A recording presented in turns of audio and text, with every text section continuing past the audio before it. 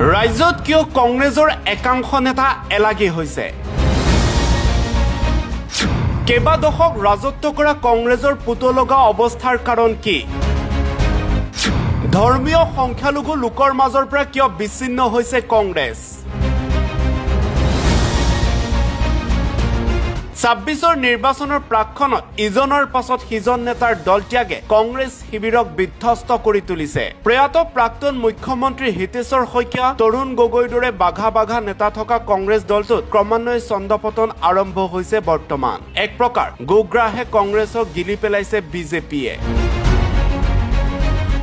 পৰিয়ালকেন্দ্ৰিক ৰাজনীতি, দুৰ্নীতি, কেলেংকাৰী, নিবনুৱা সমস্যা, উন্নয়নমুখী পদক্ষেপৰ পৰা দূৰত ৰাখি কেইবা দশক কংগ্ৰেছে ৰাইজক আভুৱা ভাৰিছিল। এই পৰিপ্ৰেক্ষিতত আটাইতকৈ ক্ষতিগ্ৰস্ত হৈছে সংখ্যালঘু জনগণ। কংগ্ৰেছৰ শক্তিৰ ৮০% লাভ কৰিছিল এই জনগোষ্ঠীটোৰ পৰা। কিন্তু এই জনগোষ্ঠীটোৰ প্ৰতিনিধিসকলে স্বজনগোষ্ঠীৰ উত্তৰণৰ বাবে একো নকৰিলে, কেৱল নিজৰ ধন ঘটাতে ব্যস্ত থাকিল।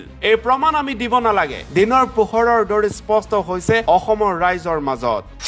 NRC, ডি ভোটাৰ, বিদেশী সমস্যা, মাটিৰ পট্টা আদি বিষয়ৰ প্ৰতি তেওঁলোকে কেতিয়াও মনোযোগ দিয়া নাছিল, অথবা তেওঁলোকৰ সমাধান কৰাৰ যোগ্যতাও নাছিল, যাৰ ফলস্বৰূপে আউটডেটেড নেতাক অসমৰ সচেতন নাগৰিক সমাজে সমৰ্থন নকৰে। শিক্ষিত সচেতন উদ্যমী যুৱকক দলটোৱে প্ৰাৰ্থিত্ব দিয়াটো বিচাৰিছে অসমৰ নাগৰিক সমাজে। পিছে কংগ্ৰেছৰ শীৰ্ষ নেতৃত্বই কি পদক্ষেপ লয় সেয়া সময়ে ক'ব।